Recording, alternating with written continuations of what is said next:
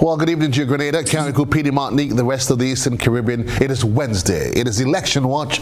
I'm Joseph Cadore. Welcome to another episode. This evening, we have a tight ship to maneuver this evening, and we'll be looking at the national address by the Prime Minister last evening, and also we'll be dissecting the address to the nation by the leader of the National Democratic Congress. But before we get in of that, my guest this evening, former Finance Minister Nazim Burke. Good evening to you, sir. Former Finance Minister and member of the the new National Party, Mr. Anthony Boatswain. They are joining us remotely. Thank you for being part of this evening's exercise. In studio with me, the man himself, farmer and a management consultant, Mr. Byran Campbell, and the lady that purports that she is the mere rose among the thorn. I think she more meant what will be some thorny issues. She serves in a capacity as Public Relations Officer of the Public Workers Union. She's also a social activist and a communications specialist, Daisy Hazzard. My dear ladies, gentlemen, good evening and welcome to the program. Good evening. Good evening and thank you very much, and good evening to you. Okay. Let's start. Let's do a throwback. Last evening we had the luxury of having the Prime Minister, the Dr. the Right Honorable Keith Mitchell, with his national address. And certainly whenever our Prime Minister addresses the nation, it allows for reflection, introspection. I'm going to kick things off with you, Byran. Your thoughts. What stood out? First of all, thank you very much and good evening all. A national address, I usually reflect on what are the takeaways. You know, at the end of the speech, what did I gather? What did I learn?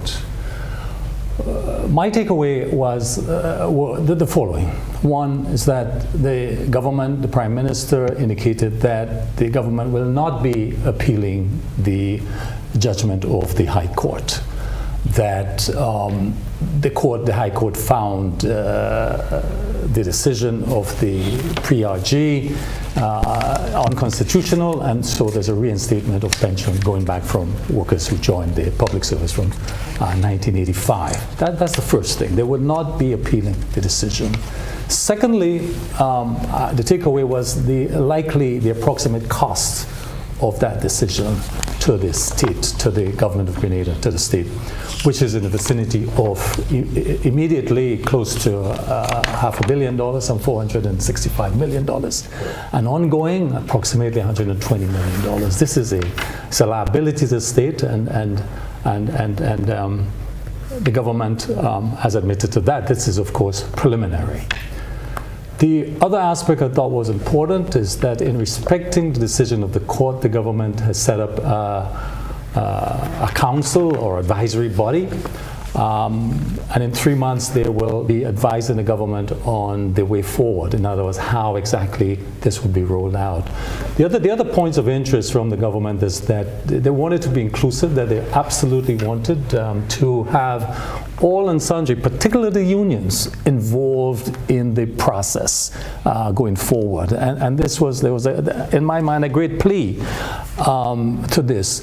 I also gathered that this, in the minds of the Prime Minister and the government, was the most important and significant issue facing the country at this time, because it linked it with the pandemic, the war, and all of these implications. But more so, these factors are going to have implications on the government ability to deal with this. So basically, there's an acceptance by the government of the court.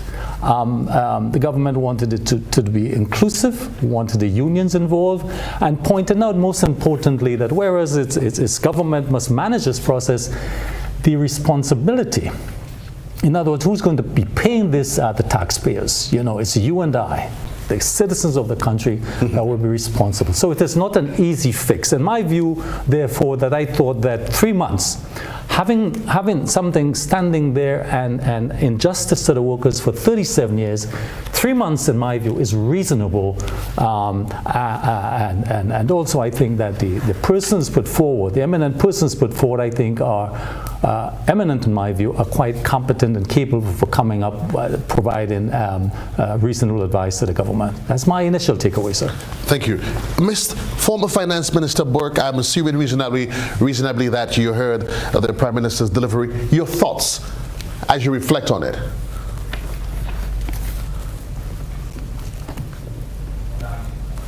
Please unmute your mic, sir. Yes, good evening to everybody, and good evening to you, sir. Good evening to all of the viewers and listeners of the program tonight. Thank you for having me.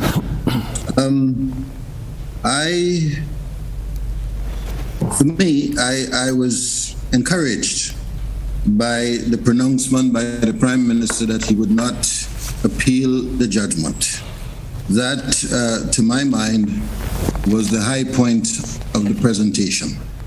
I think, having said that, I fell into disappointment, frankly speaking, because I found that in its tone, in its thrust, the speech was a very negative speech.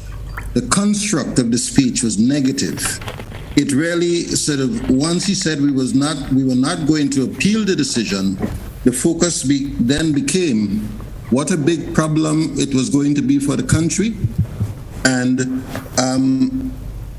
the threats and the risks that it posed, the likelihood of increased poverty, the fact that some workers may get what they want and other workers will not get what they want. So a tone that, to my mind, was not constructive at all. You see, once you make that decision that you're not going to appeal, then the country is faced with a particular challenge. And every challenge carries with it, every crisis carries with it opportunities and potential threats. Even when we jump on the boat and say we're going to Carriacou, there might be opportunities across the shores in Carriacou. Good things may happen, but the threat is we're going in the sea and the boat can sink, So there are always threats associated with opportunities in every situation. And leadership is about identifying the opportunities, minimizing the risks, minimizing the threats, immunizing yourself against the threats, and taking advantage of the opportunities. And in this particular situation, there are opportunities for the government, there are opportunities for the country to take advantage of this, to put monies into the hands of people that will increase spending, will increase investment, will increase employment, will increase government revenues, and generally create an opportunity for long-term sustainable economic growth and less dependence on the government, less dependency on the government. So I'm not saying it is easy. I'm saying therein lies the opportunity. And I did not get from the Prime Minister a very inspirational speech, a very energizing speech, a very mobilizing speech in which he was galvanizing the nation. Now that he had decided we are not going to appeal it, we're going to make this happen, he needed to pull everybody and give them the sense we can do this working together. I did not come away from the speech with that sense of purpose, that sense of self-belief, that sense of unity and collaboration and working together towards overcoming this particular challenge and taking advantage of the opportunities. So it started on a nice tone, but fell flat in my view. What really came through to me was a lot of heavily animated. I'm going to add you to add some more substance to this, because I want to toss it over now to a communications specialist. Former Minister Burke says disappointment in very sense. As a communications specialist, Daisy, what in your estimation was the tone of the PM's delivery? Thank you, Joseph. And definitely I will speak about this from the communications point of view, but also I cannot separate the PRO aspect of it. It was a very opportune branding opportunity. and obviously a lot of thought went into how to create the perfect spectacle that displayed a show of power, that displayed a show of pomp and circumstance. You kind of see that show of display of power and pomp and circumstance around independence times, and when we have very formal state functions. So it was rather surprising last night to see that it was a simple, kind of a state address from the Prime Minister that we are used to, but it was held from the Trade Center. There was a gathering of very senior civil servants, very senior persons attached to the administration in that Trade Center, and really all that address had to deal with was the pension issue. So it was a well thought out branding opportunity, but in my mind there was a bit of an overreach, because if you were saying to the nation that this pension judgment, which you will not appeal, and that's a good thing. It was a good premise from which the government spoke last night, the Prime Minister spoke last night, because it is welcome news. It is news that the entire nation wants to hear. This pension issue has been a divisive issue. It has been an issue that has caused anxiety in this nation among all of us, not just civil servants. And so it was very, very good and heartening last night to hear, in part of the branding and messaging, that the government, the state will not appeal the case. And so that was very good. But then how do you brand an event where the Prime Minister comes to say that this judgment is going to sink this country? That if the government goes out and pays pensioner, public servants, farmers, and the little girl from Grand Roy, and the fisherman from Guave, and he pointed to a farmer in Birch Grove, a number of places and people, how do you speak to the state not being able to afford that? And yet you are displaying at the Trade Center last night what taxpayers could now begin to say, how much did it cost for us to hold that sort of a pageant at the Trade Center last night to speak about the pension and gratuity issue, where you are saying it's going to cost the taxpayers too much money. So as a communication specialist, I'm looking at this and I'm saying, unique branding opportunity, well thought out. But then you're telling me that this pension judgment is going to cost the state too much. And at the same time, you are putting on a pageant of very senior people, even civil servants themselves, and you're showing that kind of a state power. There is no farmer there. There is no ordinary run-of-the-mill Grenadian citizen sitting there. There is no fisher folk that you are referring to. There is no housewife that you are referring to. It is these persons in the higher echelons of government and administration and power in our nation. It is also very senior people. There were not very many young persons there last night at all, if any. Right. And you're telling us, well, if we pay pensioners who are also senior persons, we are going to bankrupt this country, and it's going to cause us not to be able to do all these other things that you want to do. But you're showing me a very rich and opulent state and setting and pomp and ceremony. As a branding kind of a thing from the communications end, it was a misfit. A misfit. And there was a lot of mixed messaging. Okay. Yes. For Mr. Boatswain, the communications specialist says pomp, pageantry, showmanship, the elderly statesman on his grandest stage. Your thoughts, do you agree? Or you saw something a little bit deeper than that, Mr. Boatswain? Thank you very much, Mr. Cadore, for having me on the program. And I welcome my colleagues as panelists. First of all, let me join with the other members of the panel in congratulating the Prime Minister in taking this very important decision not to appeal the judgment of the court. Although some people believe that there are justifications for so doing, but I agree with the Prime Minister that he should not appeal. And to me, that shows statesmanship, it shows a concern for people, and it really shows a willingness on the part of the Prime Minister and his government to find an amicable solution to what is not a simple problem. Mr. Cadore, this judgment by the court puts the legal justice on a collision course with social justice. And what do I mean by that? I mean that government is obligated by law to accept the judgment and to execute the judgment. But at the same time, any reasonable person must understand that a judgment of this nature has significant social and economic impact on the country as a whole. And therefore, any government that is concerned about good governance and ensuring that the resources of the country are equally distributed among all sectors must be concerned that you must explain to the Grenadian people why this judgment will have certain implications. And that is what the Prime Minister set out to do. Right. Not to, I think Ms. Hazzard tried to overemphasize that it is either or. It's not. What he was trying to show was that, hey, you have a judgment, but we do have also a variety of social programs to alleviate poverty, which is the #1 item on the Grenada 2020 to 2035 Sustainable Development Plan, elimination of poverty.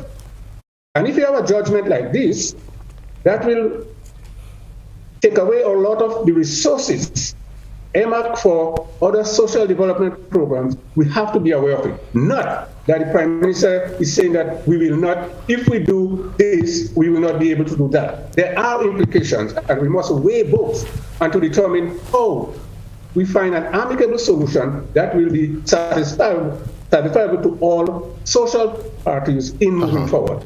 Okay. I think that was the essence of the presentation. That was the sense that you got. Very well in presenting that message. Mr. Burke, your former finance minister, Mr. Anthony Boatswain, talked about striking a balance. In economics, there's the opportunity cost. The PM made a reference to the potential implications, and he went to list them. To pay, not to pay. If we do pay, the unions goes hooray, hurrah. We decide to pay, we are literally looking along the barrel of a shotgun economically for the next generation to come. If it was you, Mr. Burke, as leader of the party, as Prime Minister, how do you play this out in your mind? Because either way, there is an economic quagmire that's being created. Yes, there is. So where do you begin? The first thing I believe is that you have to quantify the problem. Yeah? You must start there. Now, the Prime Minister made an announcement, first of all, saying that it was going to cost $1.2 billion a couple of weeks ago. And last night he said $465 billion, $1 million, I'm sorry, yeah? I don't know if next week he's going to say 270. So the question is, what is the magnitude of this problem? To move from 1.2 billion to 465 million is almost a 50% drop, yeah?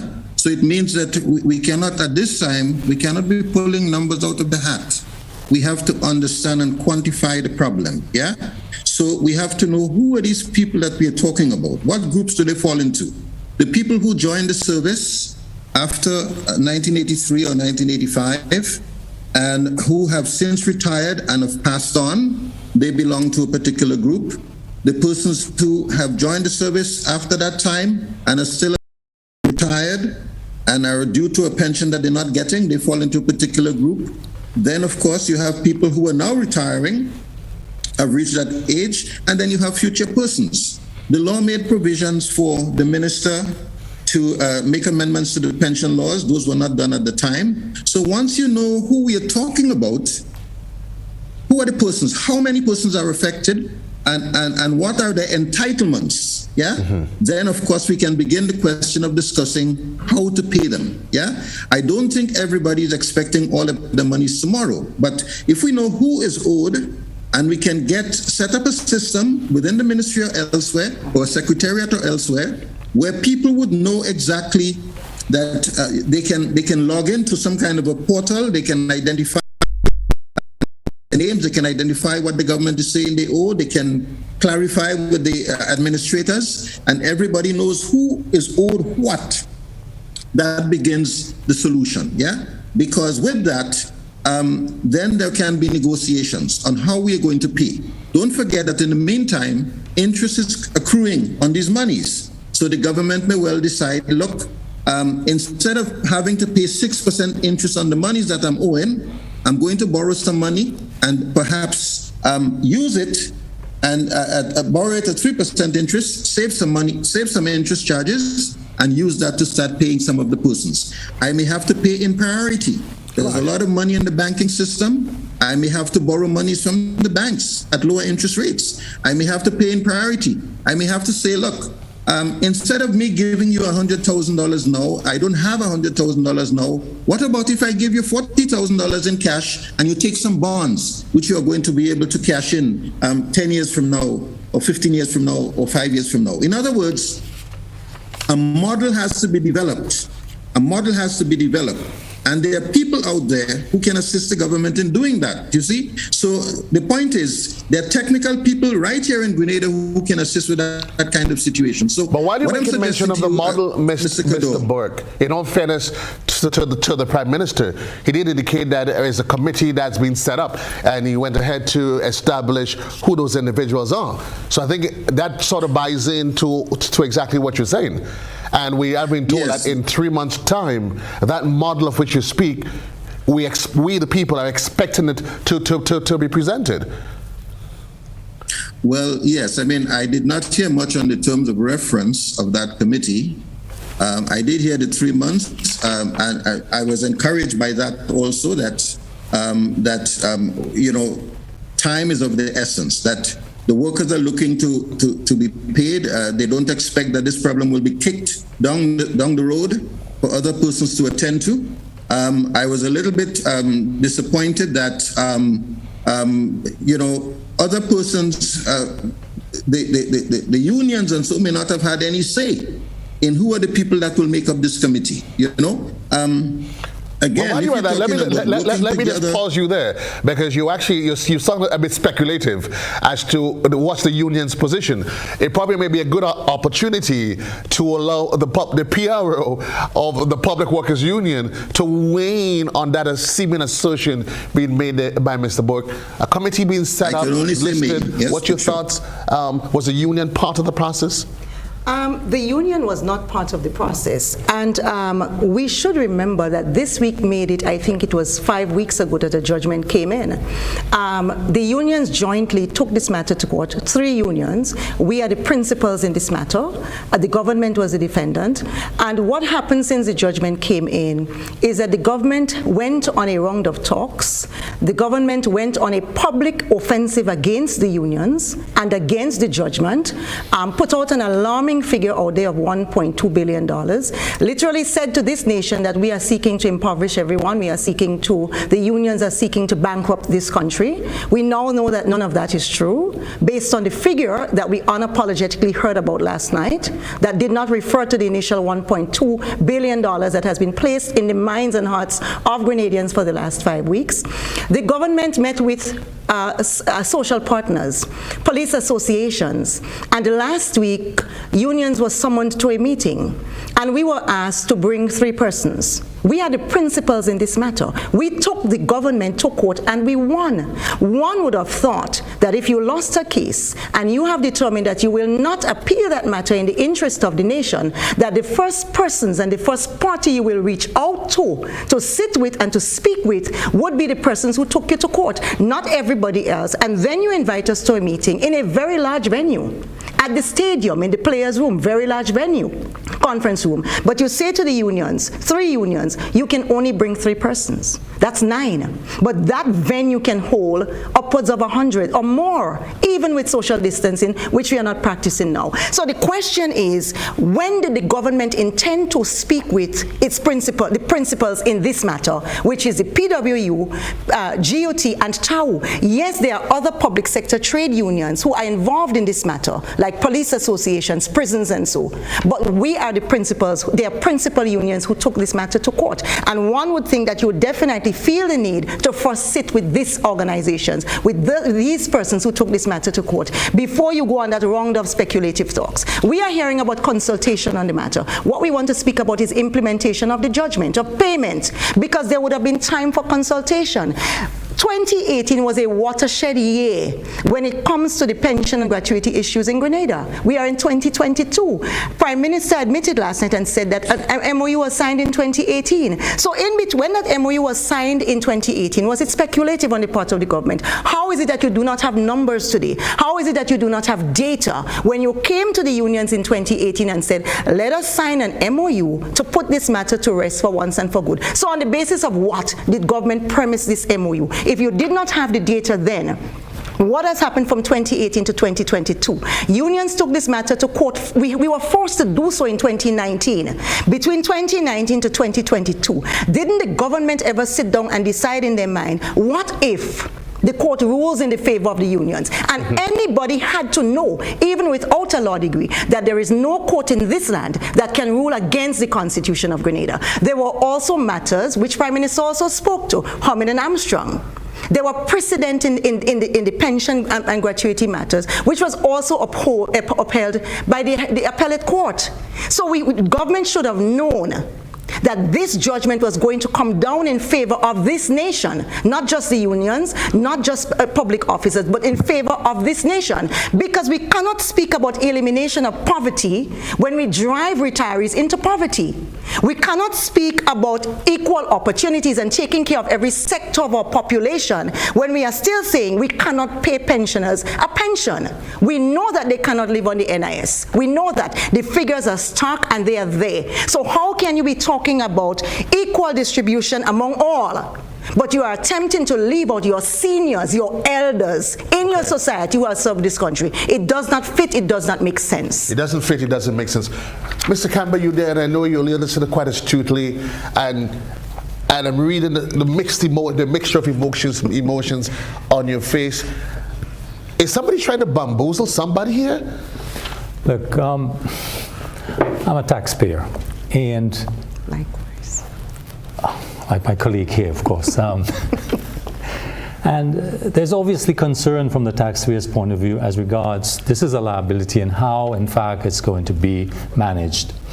But besides thinking about that, I want to agree with some previous comments to the fact that there's going to be important opportunities in this pension matter, because certainly what we are likely going to see, depending on what the recommendations are from the committee, is that you're going to see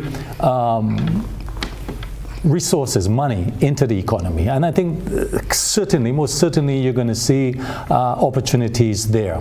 But I think what is even more important for me is that there is a resolution, there is a path forward on this. I think we need to be forward looking on this. In that what is being said is that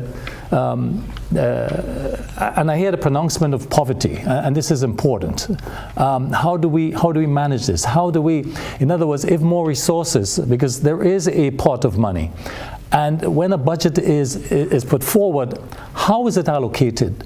Are we going to see less resources go into education or to agriculture or to other sectors or to tourism or other sectors of the economy?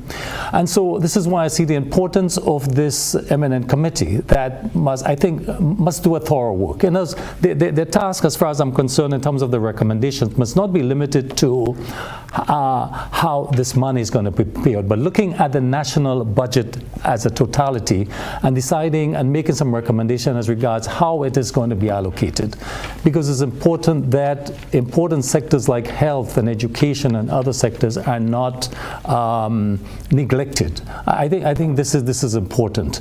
It is also, of course, an election year, an election period, and there's politics. And so was that the re-election delivery that we heard last night? Your program, you remember what's your program, Election Watch? So clearly these statements has important political statement also. But don't you find it a little bit it's a bit interesting observation that the Prime Minister, and I know the unions were long in waiting on the official declaration from the government, right? That having established government's position, the next thing we heard was the issue of poverty. the timing? I think. Can we should question the timing of the conversation? I think the OECS. I mean, the level of poverty, and we're hearing various numbers have been put forward: 28, 34, 36. It's almost close to 40. Yeah, in some instances. Whatever these are. So it is an issue for Grenada and for the country. There are various strategies how you alleviate, how do you eradicate, how do you deal with poverty. There are different strategies that must be deployed. Resources are needed for this. And so it'd be interesting to hear as we go forward the election, what are the various policies being put forward as regards how do we deal with the question of poverty or rural development or other sectors, you know? It's interesting. It is very interesting. And we must agree that any conversation that seeks to address the issue of poverty, it must be done in a multi-pronged approach. Health, education. Yeah. It's a multifaceted approach. You can't just say, put people back to work. I'm going to swing back to you. For those of you, in case you're just joining us, Election Watch, my guest this evening, Byran Campbell, in his capacity as a management consultant and a farmer, and he's proud to say that he is the taxpayer. Daisy Hazzard, PRO of the Public Workers Union. Taxpayer as well. And I know former Minister Burke and former Minister Boatswain were also proud to say that we are all taxpayers, and we are happy with that. There is a hole that we're in, and we keep hearing this is the time for a national conversation. And I think, with that being said by the Prime Minister, that declaration being made by the Prime Minister last evening, Mr. Burke, we had an address to the nation by the political leader of the National Democratic Congress this evening.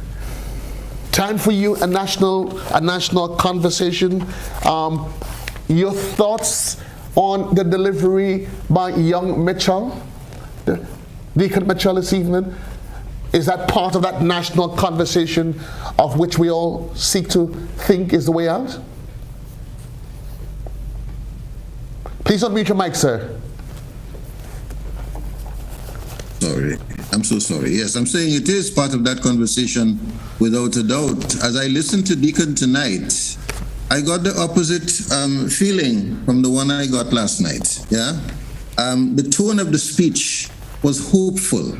The tone of the speech was encouraging. The tone of the speech was that it is possible.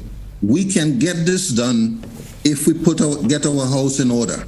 That the talent is here, the potential is here, the capacity to look within our own country for our own resources, our own energies, our own talent, and find the opportunities that will help us to transform the country. I believe in that. And I think what the element that is really missing is leadership. You know, in 1998, the poverty rate in Grenada was declared to be 32.2%, 1998. In 2008, 10 years later, it was declared to be 37.7%. In 2019, it was declared to be 40%. Yeah? So, or more or less by the World Bank. And these are World Bank studies. I'm not making that up. Yeah? So we have moved in the last 20 years from 32% to 40% poverty. Yeah? And when we talk about poverty, what we're talking about is people who are earning $600 or less. Yeah. So the issue of poverty is not a new one.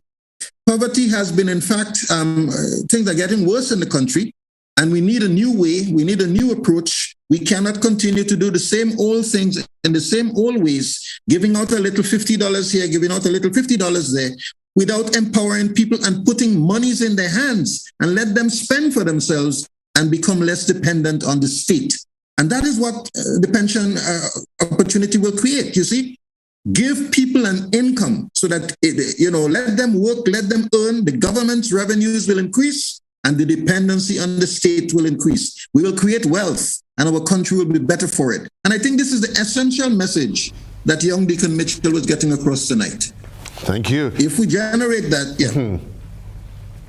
Mr. Boatswain, listening to Mr. Burke, it's a tale of two cities, or two separate ends of the pendulum. What say you? My good friend Mr. Burke clearly understands. Are you hearing me? I am, yes.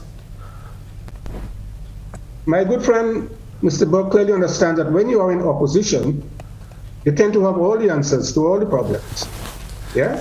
But when you are in the heat, it's a far different story. You clearly stated that poverty has increased, but it has been on increase for a number of years when various governments were in office.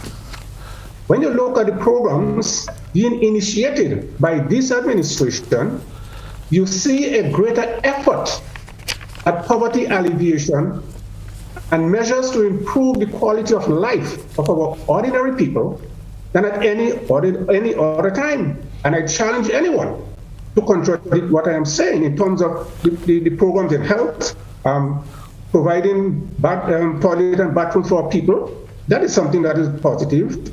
Providing training opportunities for our young people, that's positive. And this government, to me, is trying its best to see how we can keep our people first from falling into the cracks, and at the same time giving them the opportunity to actualize their God-given potential. So I believe what is wrong now is that there's too much politics being played with serious economic issues. Yeah? We all have the answers because we are on the outside looking in. We want to get in. And when you get in, you see nothing being done. But but let me ask you though, but won't you agree, Mr. Bolson, wouldn't you agree that if there's a call for a national conversation, certainly those that's on the outside that you say that are seen differently, isn't that where the bigger conversation comes in? Because you are right. When you're in the fire, you see things one way. I'm not sure if you ever played a game of draft by the rum shop. The guys that sitting on the table, they see one thing on the board, and those on the outside. I fault the unions for not showing the kind of leadership and statesmanship and maturity by attending the meeting called by the Prime Minister, regardless to whether he spoke to others before. You are the main players there. So are you saying that you blaming the union for the negligence of the people? Collective responsibility in dealing with an issue. This is not an issue created by this NNP present administration. Those who came into office post-83 all failed our people by not doing what they had to do with the NIS Act to ensure that the public workers got a pension and not have two parallel plans. That was never the intent of the NIS Act or even the 1958 Pensions Act. Well, I mean, and I understand there is a history of it, sir. But if you would allow me, please, sir. Until it came to the new National Party administration to take serious action. But if you would allow me, please, sir. Let us take one initiative. I don't want us to. The 2003 Special Pensions Act. That is not in the Constitution. The Constitution did not mandate that there should be a Special Pensions Act to assist to pay a pension to persons who joined the service but were not, there was a thing after 2 years you appointed. How come nobody's talking about that? Okay. But we need to go back to Parliament and pass an act to say, let us discontinue that Special Pension Act. I think will not do that. Okay, but we're not hearing that at all. Okay, Mr. Bolson, I think it's unfair to the entire conversation. And I do not want us to start going back down 1983. Mr. Bolson, we understand that the NS pension is woefully inadequate, and I'll be honest with you, the number of public workers who have retired and living in poverty, that is not fair. Fine, and the intention of the initiative in 2018 was to ensure that public workers receive a pension that they could live with. But you have to agree, Mr. Bolson, given that. But Mr. Bolson, I know anyone on this panel. But Mr. Bolson, any country where a worker is receiving a pension, Mr. Bolson, government contributes. Mr. Bolson, but in all fairness to the process, the government has decided of the high salary. Okay, Mr. Bolson, tell me one country where that let's just reel this in here. Let's just reel this in here. I don't want us to get into the semantics and the back and forth of the history of it. We know the history, sir. Will end up with 120% plus of his high salary. Name me Are you one hearing me, country Mr. Boatswain? where this is happening.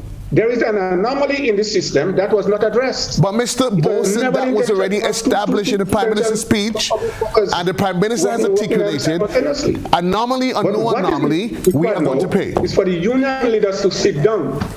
Government has accepted that, listen, yes, this thing has to be paid. Okay.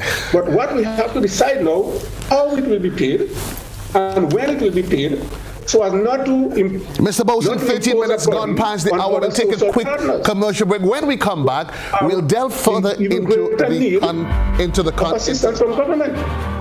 Yes, I agree that in the long run, once payments are made, there can be positive effects in terms of you pay out a mortgage, you almost spend in the economy, but you have to address. I go drink water in Moonlight City. I go drink water in Moonlight City. Yo, this is the girl Patricia Ross, and I will be in Grenada for May I Fet. Moonlight City, yours truly will be there. They say we toxic. We full of toxic love. It's a big girl now. Watch how my fat bumper walking. It walking from night till morning. See you there, Moonlight City, May I Fet. Body wet up. Wet girl, where the man them carry on. Carry on, baby. Carry on. Carry on, baby. Yo, this is the girl Patricia, but I'm to all my sexy Grenadian ladies, I'm coming. When you need your prescription filled or you require non-prescribed medication, supplements, or all your personal needs, visit Gittins Healthcare at locations on Wall Street, Grand Anse, Victoria Street, Glenwood, and Central Deputy Street, Wharf. Gittins Healthcare aims to provide an exceptional personalized pharmacy experience. Additionally, children under 5 and adults 55 years and over will enjoy 10% discount on purchases of $20 and over on prescription medication. Stop settling for less. Visit Gittins Healthcare, where your health is our priority.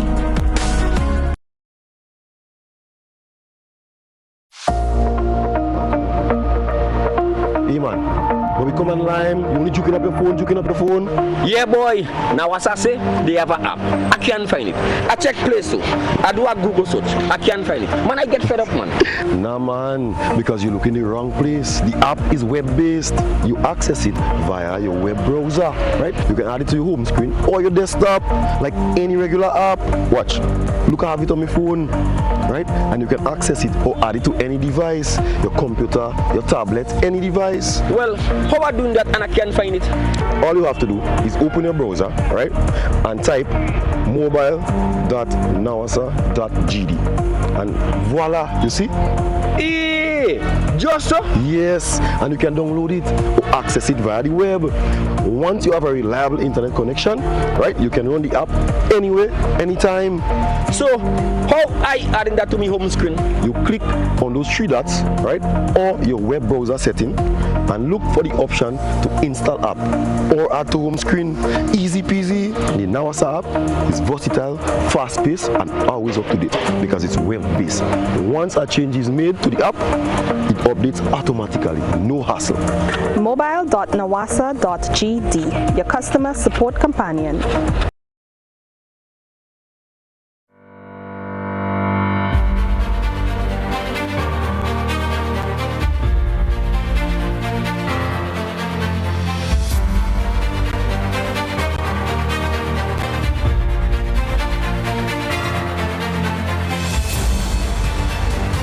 Thank you. Welcome back, Grenada Election Watch. Joseph Cadore here. My guest, in case you probably just joined us, Byran Campbell, Daisy Hazzard, former finance ministers Nazim, Burke, and Anthony Boatswain. And gentlemen, lady, thanks for being part of the conversation.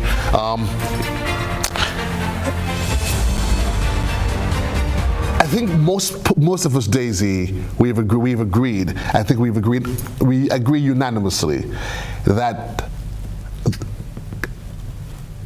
the government having agreed not to appeal, pension has to be paid, it will take a great deal out of us, sacrifices on both parts.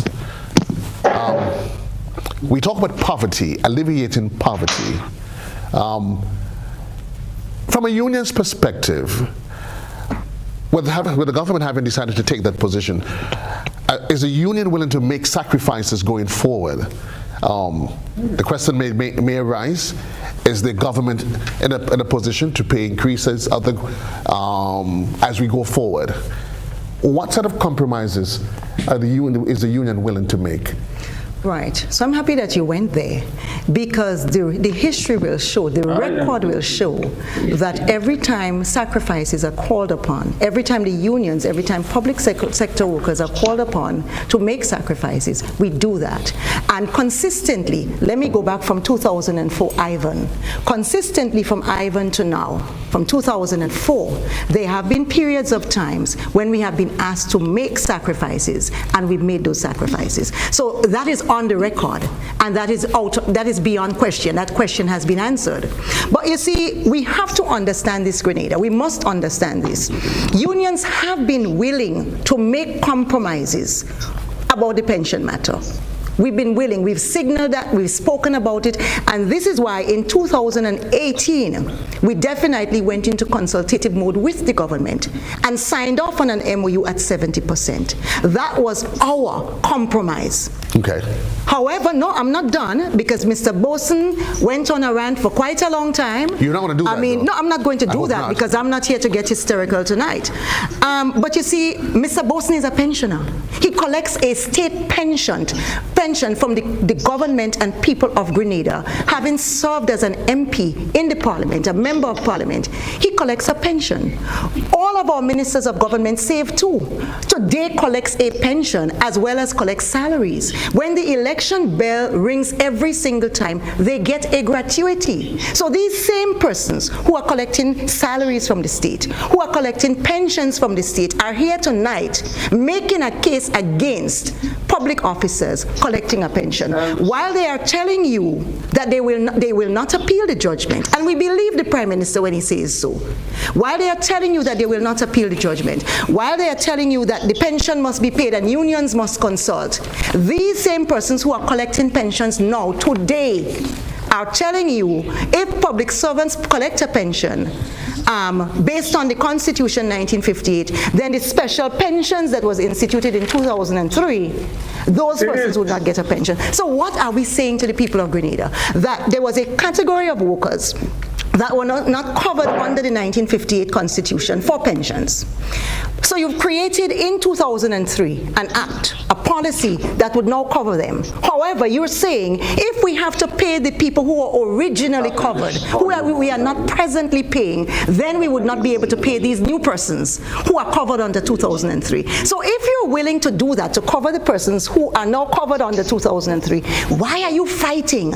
Why are you putting families against each other? Because in families you have farmers, you have fishermen, you have teachers, you have doctors, you have lawyers who work with the state of Grenada. Why are you trying to pit brother against brother in this state in attempting to resolve this pension issue? If you're going to say that in good faith you will seek to resolve this issue, then you cannot be coming on the back end of it and saying, but if we resolve it, public servants who will now receive a pension will drive this state into poverty. As we speak today, not only government ministers and retired politicians and MPs receive pensions and gratuities from the state, there are persons who retire out of the service every day and receive their pensions and gratuities without question. Nobody is crying and saying that they're going to kill the state and they're going to drive us into the sea. It is done every day. We budget for it. It is accounted for. And all that has to happen going forward, once we resolve this bulk of the problem in terms of the payment, the backlog of payments, is how do we budget for it going forward, which we do presently today. For government ministers as well. Are they willing to give up their pensions to a pensioner who does not receive $1 while they collect both sets of monies from the taxpayers of this country? Are they willing to do it? Is Mr. Boatswain willing to do it? Which one of them is willing to say, I will forego a pension? When the Prime Minister's leg is finished itching him and he rings that election bell, will the 14 of them who sit in our parliament say, I will not take a pension and I will give it back to the state and put it back into the consolidated fund, so that someone else who is not getting $1 but has to buy insulin has to pay for kidney treatments can now do so without having to beg on the street with a tin in front of them after having served this country for so many years. That is the stark reality that pensioners in Grenada face today. Let's see if that would come up as a possible recommendation by the committee. Mr. Campbell, let's look. So the conversation, the decision, the announcement brings into focus now the issue of the state of the economy. Yeah.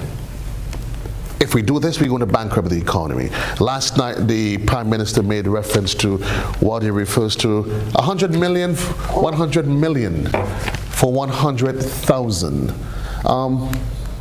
An economic rescue plan to address the issue of poverty. Yeah. And it's almost as though the bill is asking as though the issue of poverty has just surfaced as a result of agreeing to pay the pension. Or in your estimation, has the issue of poverty been one that has been lingering and hurting us for years, Mr. Campbell?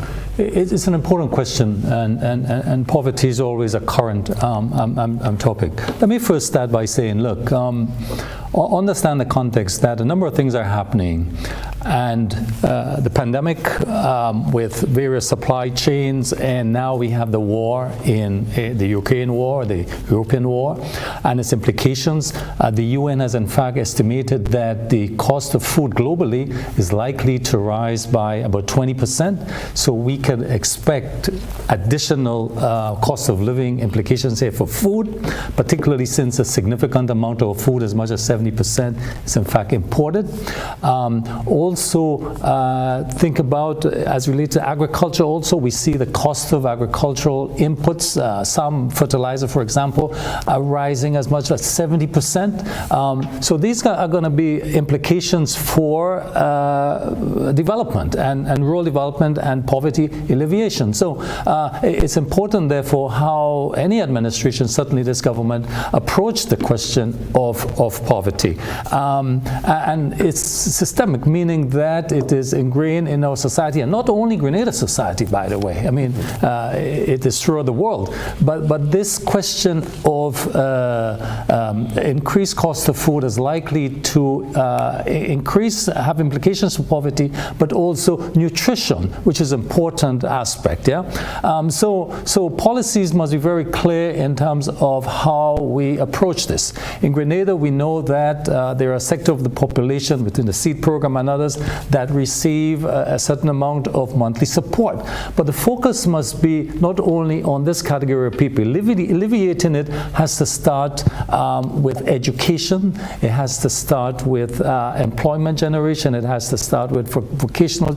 In other words, it has to be a program, so to speak. So it's a complex issue, and therefore one is always gauging what amount of resources are directed towards rural development in particular. In Grenada, we've seen at times development taking place more to the south, and what's happening in the rural community. But even you as a farmer, yes, are you satisfied that sufficient focus is being placed? Because very often you had a conversation, it's more lip service. Yeah, I think what has happened, particularly with the pandemic, I think it has brought greater focus on agriculture. It has exposed not just Grenada's vulnerability, but the regional vulnerability in terms of is dependent on food importation.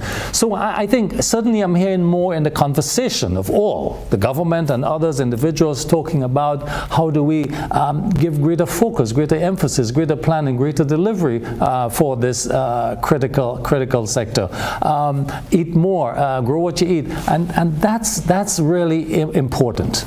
Okay. Yeah. Mr. Burke, the conversation of poverty, looking at the Borgen report, where it has indicated that, and there's figures from the World Bank, where the unemployment rate and the poverty unemployment rate, that is, sits at 40%. It makes reference to the fact that 13% of Grenada's poverty, of Grenadians, are considered extremely poor, and 24%, Mr. Burke, of young people are considered to be extremely vulnerable. We continue to hear the conversation of the youth being the future. We've heard from the Prime Minister. We've heard from the leader of the National Democratic Congress. Where to from here? How do we saddle this current situation? Well, I want to just make one point which I think is important before we talk about the young people, and that is, as we approach this particular challenge, this particular problem, we must come to terms with the fact that the public servants, the people who are claiming the pensions, and public workers generally, those who are working with the state, I'm not just talking about the pensionable workers, but those who are working with the state. I suspect right now it's in excess of 6,000 people in the public service, yeah? If I'm right about that, it might be more with the contract workers and all of that, but if we have 6,000 workers in the public service, yeah? And you have about 4 people feeding off of them. In other words, in their household, you might have 4 people dependent on them. You're talking about 25,000 people right there, right? 6 4 to 24. You're talking about 25,000 people who will be touched by income that is generating in the public service, and 25,000 people is basically a quarter of the population, yeah? So it is not to talk about giving money to the public workers will make people poor and so on. It's a skewed interpretation, it's a skewed lens on what is really going on and how the society is organized. These monies do not remain in the hands of only the pensioners. They spend those monies, they have children, they send their children to school. What they want really is to invest their monies, to set up little businesses, send their children to school, pay off their mortgages, generate income for other people in the economy. And by doing so, as more income is generated, the government will be able to collect more revenue. Its tax base will increase, and it will in turn be able to provide support, income support to the vulnerable. It will be able to provide income support and expand capital programs and create jobs. Yeah. So I think it is harmful to see this as just a few public workers who are being selfish and they want everything and everybody else will suffer. It does not really look at the multiplier effect in the economy of income that ends up in the hands of the public servants, and I believe it is something that really should be taken into account. But do you think, Mr. Burke, that this is a smoke screen that's being used to divert from the more chronic issues and facts that Grenada is we're in a slow burner, going down a slippery slope economically? Well, we have been going down that slope for a while, and that's why a new approach is needed. And that's why I was encouraged tonight by Deacon Mitchell's presentation, that you have to find a way to do things differently. And I believe that we have to place our bets on the young people. As I look back on the revolution, I was a young person during the revolution, yeah? And, the revolution, the prime minister was 33, 34 years old. The commissioner of police was 26 years old. They had young people in government. They had the energy, they had the drive, they had the enthusiasm, they had the creativity and the imagination to get things done, and they did. There were some problems, of course. I'm not saying it was all good.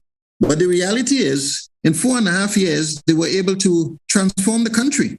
Yeah, and I think we have to put that faith and that confidence in the young people. Let them take control, right? We can play a role in steering the ship.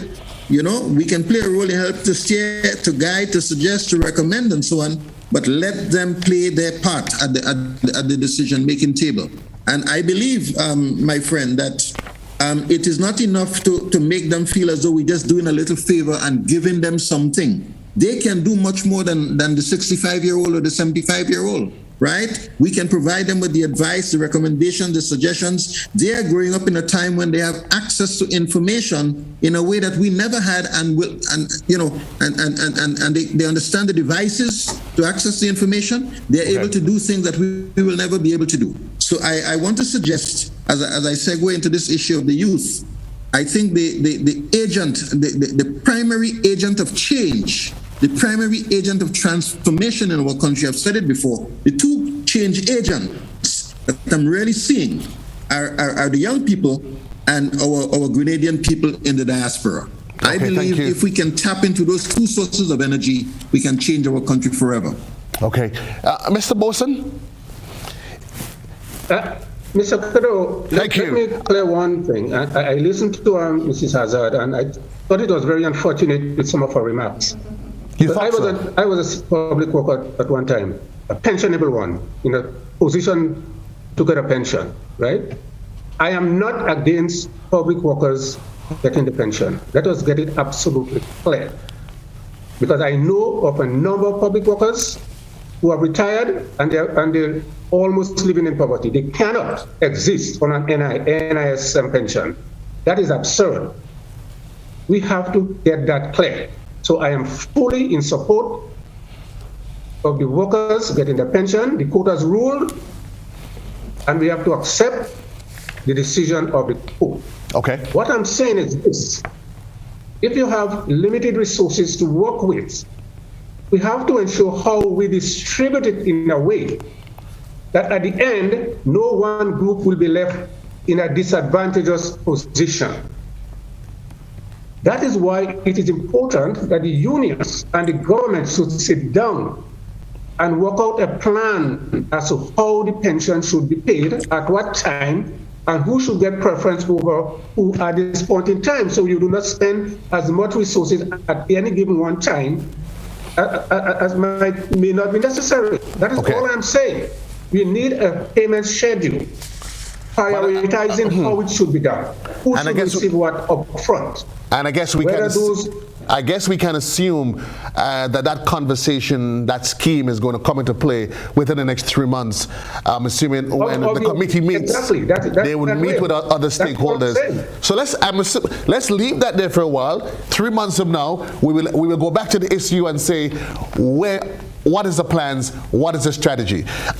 As part of the National Democratic Congress's leaders' delivery this evening, he made reference to a brighter Grenada, taking us into a transitionary period where there is hope that seems lost. He make reference, Mr. Boatswain, to a Grenada with 100% computer literacy, a Grenada with 0% poverty, a Grenada where all citizens can own their homes, a Grenada that once again becomes the Isle of Spice, a Grenada that feeds itself. You get in the sense that this is a leader that's been an idealist or a realist? That is idealism. Listen, no country in the world, the richest country in the world, you will not find zero poverty. It's not realistic, Mr. Cadore. Right. Do you find 0% poverty in the United States of America or any of these developing countries? You will not get 0% poverty. So let us not embark on an idealistic, dream, pie in the sky type of economic system. It will not work. It's not there. We have to work towards alleviating, to reducing it, but it will never be eradicated totally. Abject poverty, yes, maybe we could move people out of abject poverty, but in terms of relative poverty, it's not realistic, because poverty is relative. I am poor based on how you perceive the person above you being better off than you. Yeah? So relative poverty will always be with us. But we have to ensure systems to keep them from falling through the cracks and to be above subsistence level. That is the number one goal of the 2020-2035 Sustainable Development Plan for Grenada. But Mr. Boatswain, while you may determine that poverty is relative, you have never get it 0% poverty. It's not real.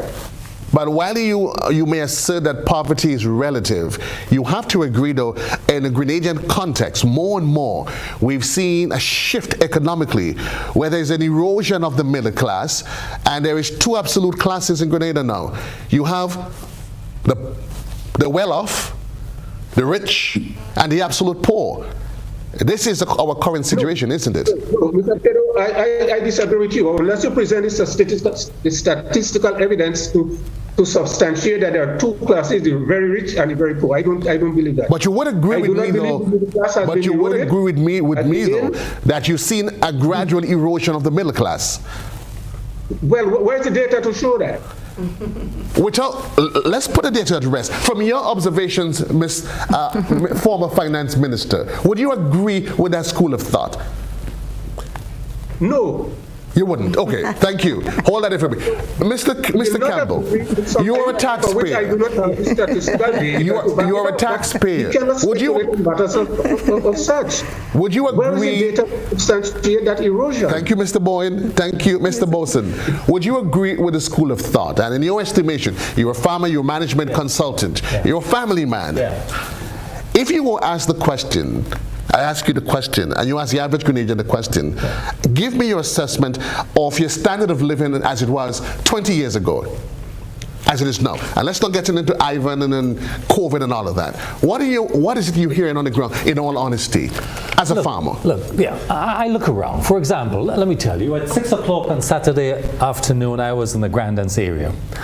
And the Grandans was the roundabout, that general area, the mall area.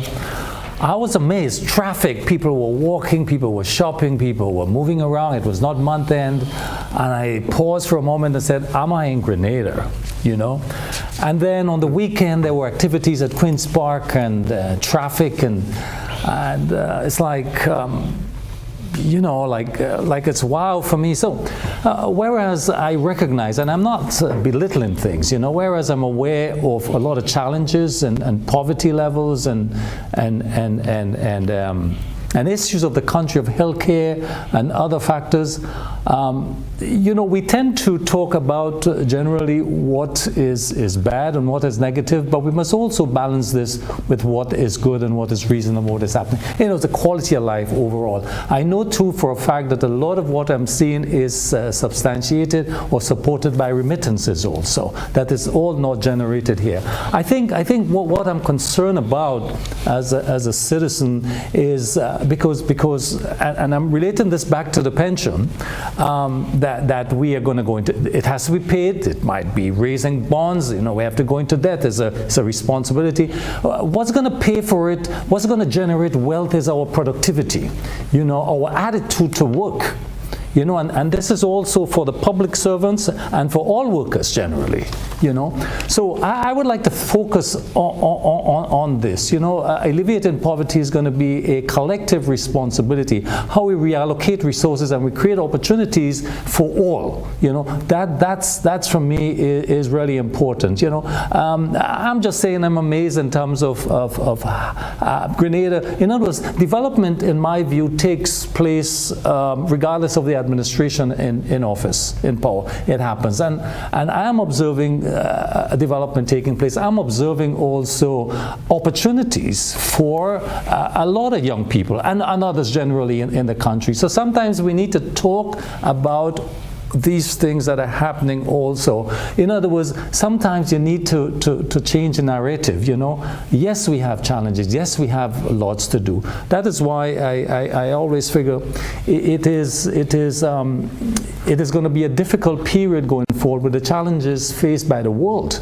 Not just Grenada, by the world. And as I mentioned earlier, what's happening as a result of the wars, what's happening as a result of the pandemic, what's happening in terms of nations. But you would agree with me, though, sir, that in order to change the status quo, to change the narrative, we will have to accept some harsh realities. Yes. And very often, many would argue that those within the political fray are very often not willing to accept the hardcore reality, as they say in local parlance, that most of us, we're catching on then. Yeah. So I'm agreeing. I'm not, and again, I'm not belittling this, you know, that I want to recognize this. Right. But again, I want to reiterate the point that I'm making.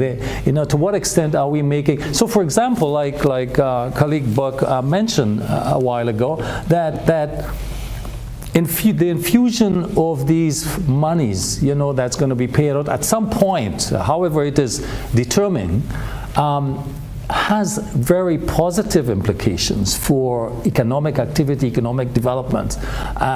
More money circulating in the economy, more jobs, more, as someone pointed out, a grandparent might be able to support a grandchild in school or some. In other words, that more money infused into the economy is a positive thing. Let's all understand that. But I am reiterating the point that this has to be paid from some source. We have to generate wealth to meet these obligations. What is our attitude towards work? So, the narrative or the conversation, I think we tend to be argumentative about it. But I think we need more dialogue, more discussions on the way forward, a more collective approach towards it. I'm hearing extremes. I want a more centrist approach to it because it's doable. Right. I think I am also, I have hope, and let me tell you why I have hope. When I look at the youth of this country, both in terms of their attitude and their qualification and enthusiasm to work, that in fact gives me hope. Absolutely. There is hope, he says. Mr. Cadore, as we talk about are you hearing me, sir? Yes, Mr. Burke. Yes, go ahead. Yeah. You're saying? Just a quick observation. As I looked at the numbers, it struck me that we just bought back Grenlec for $63 million US. Yeah, that's 170 million EC dollars. 170 million EC dollars is 36% of the 465 million that the Prime Minister mentioned. Yeah, so in that one stroke of finding the money to repurchase Grenlec, we were able to raise 35% of the money that is needed, the $465 million that is needed to finance the pension pension issue that we're talking about. I guess, yeah? I guess you're certain that there is more where those came from. But we don't know. I'm not saying that. We don't know. I'm not even saying that much. I'm just using that number to show that this problem may not be as intractable or impossible as it looks on the surface. What it demonstrates is that where there is a will, there is a way, and that the first thing you have to do is believe that it is feasible, and then you begin to work. One of the things I heard about Prime Minister Barrow in Barbados after he had made a trip to Singapore in the early 60s. He came back home and decided that he wanted to provide free education for the people of Barbados. He met with his permanent secretary in the Ministry of Finance and told him, listen, I want to introduce free education. The PS told him this is absolutely impossible. And he observed the permanent secretary talking to some of the other senior workers and trying to dissuade them in a way to see if they can also influence the Prime Minister not to go that course because the country cannot afford it. The next thing that the Prime Minister did was announce to the public that education will be free starting in September. And once he made that announcement, all of the public servants then knew that they had to make it happen. Yeah? So where there is a belief, things can happen. And that's why I'm saying a positive mindset, a positive construct, the search for the opportunities is critical to the successful implementation of this pension program. Yeah? We can't go there just talking about the negatives and seeing how one worker is going to be affected negatively and pit one worker against the other and so on. I'm saying these numbers tell me that this is achievable if the will is there. Because the monies raised to buy back Grenlec is 35% of the 465 million that we're talking about. Yeah, I just raised that for what it is worth.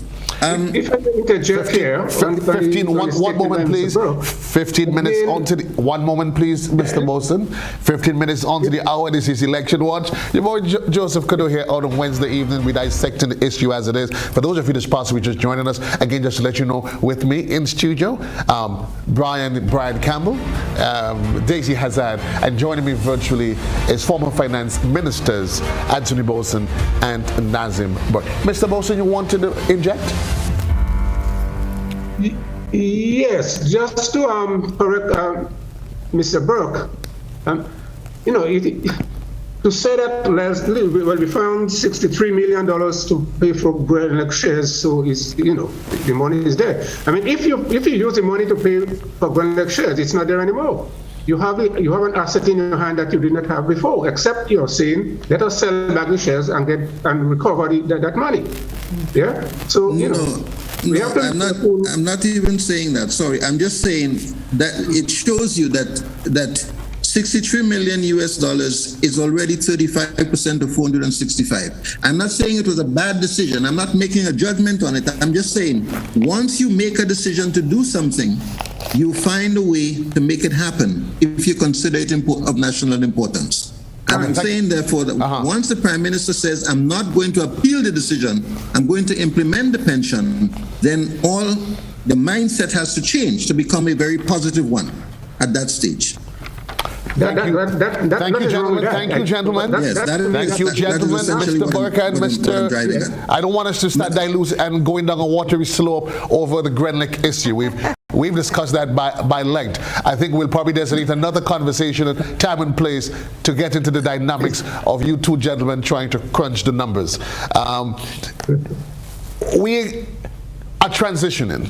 I think we've all agreed we are getting ready to head to the next step, Daisy. If we were to juxtaposition the delivery last night and what we heard tonight, the Prime Minister, the Right Honorable Dr. Keith Mitchell, the leader of the National Democratic Congress, Deacon Mitchell, on their plans for hope, recovery, taking us to the next phase, who in your estimation were able to hit the ball out of the park? Let me see how I can comfortably answer this question as public servant and PRO of the PWU. Now, as I said at the beginning, as a communications person, it was a branding opportunity that in some aspects were well thought out. But when you looked at the speech and the delivery of the speech, it really did not match the imagery that was intended to be portrayed. Because what you had last night, Prime Minister started his speech speaking about the war in Ukraine, about climate change.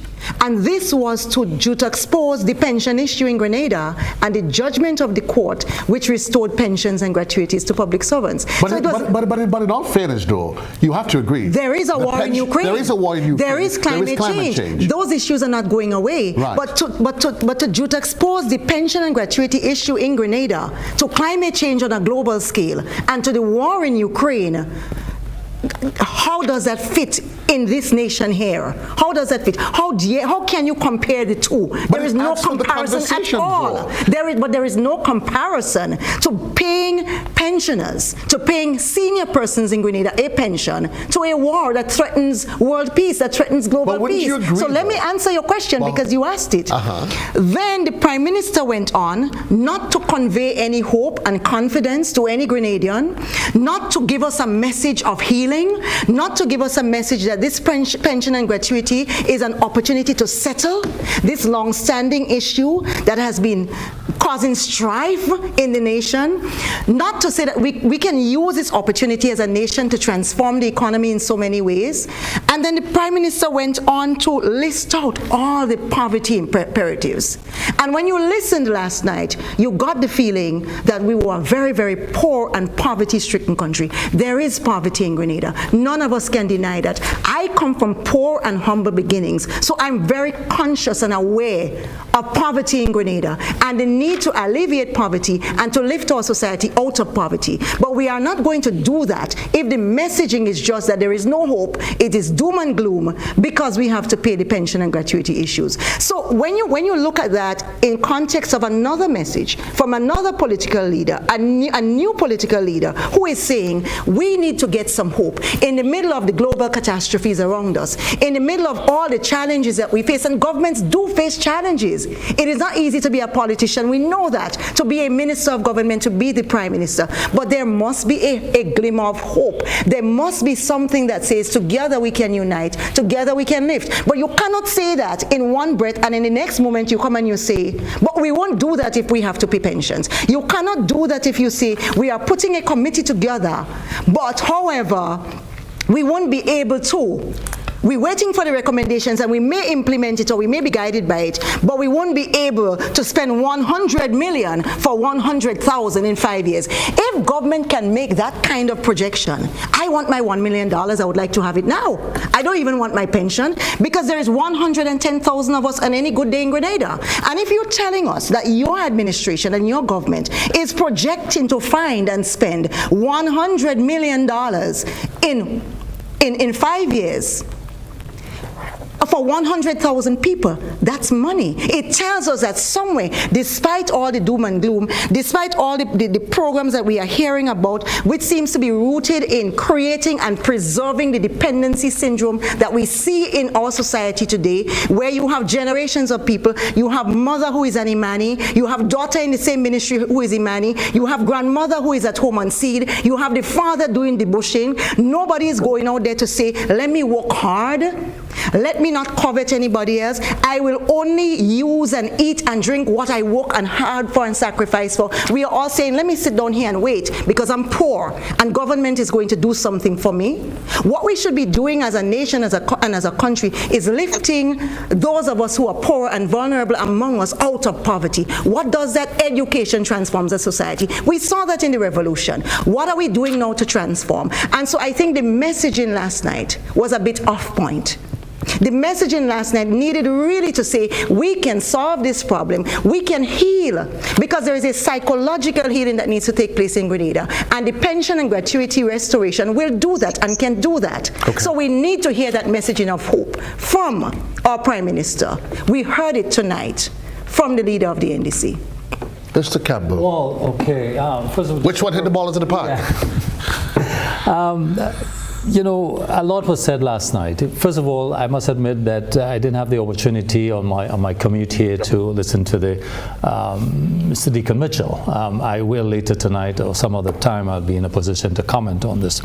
But the Prime Minister, in all fairness, did said we shall move forward on our feet. We have an opportunity to galvanize the nation as part of the messaging. Yeah. I saw it as primarily dealing with the question of pension. I saw the reference to the war or the climate change and the COVID as having global implications and therefore implications to the economy and quality of life generally. I think that's how I saw it in that context. And I think it was important to understand that these events happening globally will have national implications for livelihoods, for quality of life generally in the country. And we have to be frank about this. It will, and it is really having this because we're seeing inflation, and this is likely to increase. But you would agree, though, that very often these external shocks, they only highlight that which already exists, the kinks in our system, are not necessarily a reflection of the actual problems themselves. But politicians glorify it as though COVID is to be blamed for everything. Well, no, but so for example, I mean, not for everything certainly, because I think local policies has a lot to play. But if we look at COVID as an issue in terms of supply chains, there are goods and services that are simply not available now. Right. That would be difficult to find. Or for example, in terms of the war, certain food supplies dealing with grain or corn or oil, cooking oil, vegetable oils, you're going to see major issues with those, certainly in terms of significant price increase. And this will have implications to the poor in particular, since they are very limited to some of these very bulk items in terms of nutritional items, as I mentioned earlier. So I'm admitting that this is not an easy solution going forward. The pension, and again going back to this because this is the issue, it's an important decision I think by the government, sending a clear message to the unions that we will not appeal this decision, because I think I may have heard the union said that, look, we are not willing to talk until there's a clear statement, pronouncement by the government. Right. So I think it's important that the unions, in my view, get involved in this conversation, that because the government is saying, look, it's a question of how we do it. It's not whether whether or not we should do it. There's a decision, there's a court decision that has to be, the government is very clear on this, that it will not be appealed. So the question is, how do we implement this, you know? So there will be implications, I think, for all and sundry. And as I said before, you know, where's our productivity? Where's this wealth going to come from? And to look at what may have been done in the past, for example, the reference to Grand Lake or other issues. Yes, good or bad, this is not going to assist us going forward. I think that we need to be creative. All and sundry has to be involved, all stakeholders. As a taxpayer, as a citizen, I am a stakeholder in this in this event. I have an interest to see it resolved in the interest of the nation. Thank you.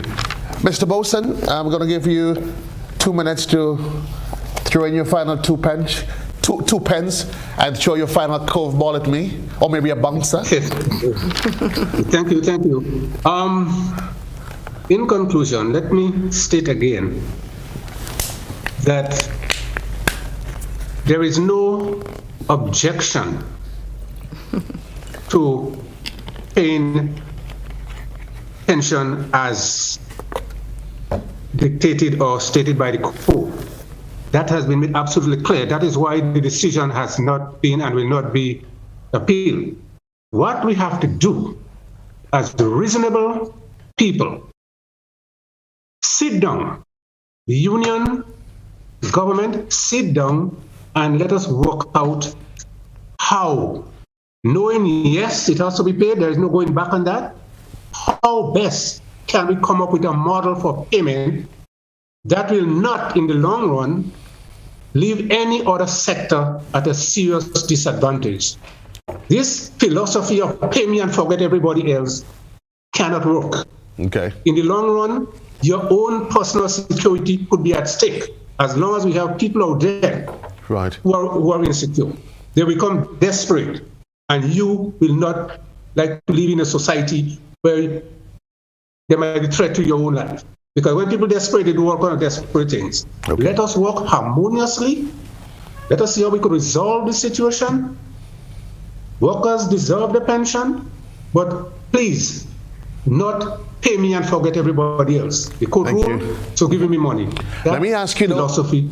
Let us work together and find a solution. Unions, government, come to the table, work out a payment plan, see what where the resources will come from. That's part of the plan. See where the resources will come from. Thank you, sir. Look at how it will impact other sectors of society, and let us see the benefits, because as Campbell said, there could be benefits accruing out of that payment as well. They could just be benefits. My final question to you, though, that committee that's been looked at, do you have any idea as to whether or not they will be paid, and if so, how much?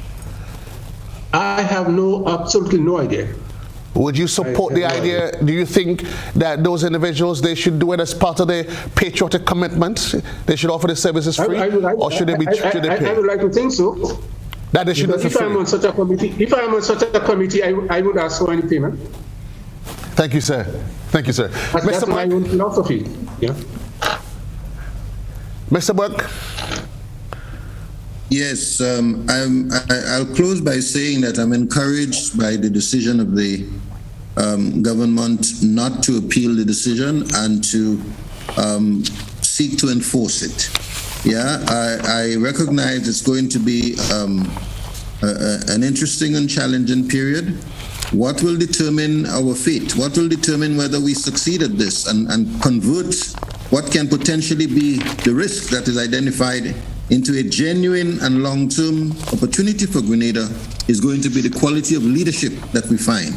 And in that regard, you know, the question of trust is going to be central. Trust is the foundation of leadership.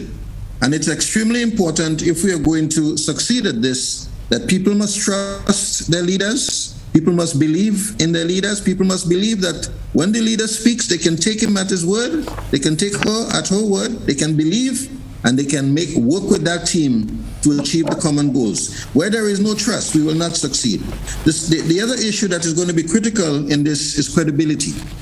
If you say things to people and they take your word at face value and they believe you and they act to their detriment, on your word, then the next time around, even if you're telling the truth, they will not believe you. Even if you are right and genuine, they will not believe you. So credibility is going to be critical, trust is going to be critical, and the posturing that we take is going to be critical. I do not believe that this is a time that calls for any kind of strident, aggressive approach, right? Or accusatory tone.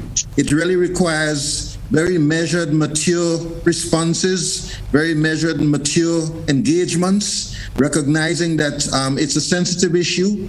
The pensioners have been hurting for a very long time. The country has a great potential facing it, and that what is going to determine our success is how skillfully we can bring all of the folks together, all of our country together, inspire, energize, mobilize to take advantage of that opportunity. Taking advantage of the opportunities. Thank you very much, sir. I'm getting ready to wrap, but I'll do so just by borrowing from the addresses from both the Prime Minister and the leader of the National Democratic Congress. Last night, the Prime Minister, in wrapping his delivery, said, "Together we must be more determined to elevate a more caring society. People may disagree about many things, but the one thing we must all agree is that the future is worth fighting for. We won't fear the future. We shall embrace the possibilities that it presents and walk hand in hand towards it." May God bless us all. Tonight, the leader of the National Democratic Congress in his delivery said, "We can only keep Grenada safe and make it happy and a proud nation by addressing and overcoming the challenges we face today with those we face tomorrow, by embracing our collective strengths, resilience, creativity, compassion, and by committing positive and meaningful change." I think that's a good way to end. I say to you this evening, folks, it doesn't matter which side of the political sphere you sit on. This little piece of rocket is called Grenada, and whether you vote green, yellow, black, blue, whatever color it is, let us ask ourselves the question, where to from here? What future do I want for my children, my grandchildren? How do I move myself from where I am to the next best position that I can attain in life? That's the conversation for now, as we look forward to another episode next week, right here on Election Watch Tour. My guests, Mr. Byran Campbell, Daisy Hazzard, Mr. Anthony Boatswain, and Mr. Nazim Burke. Thank you, gentlemen, and dear lady, for being part of this evening's conversation. And as JC says always, continue to live life and love life, treating each day as though it's your last day on planet Earth. And you listen to me today, tonight, you wake up tomorrow and recognize you're still here. You know what we do, Daisy? We start living all over again. Good night, Grenada. God bless. Yeah.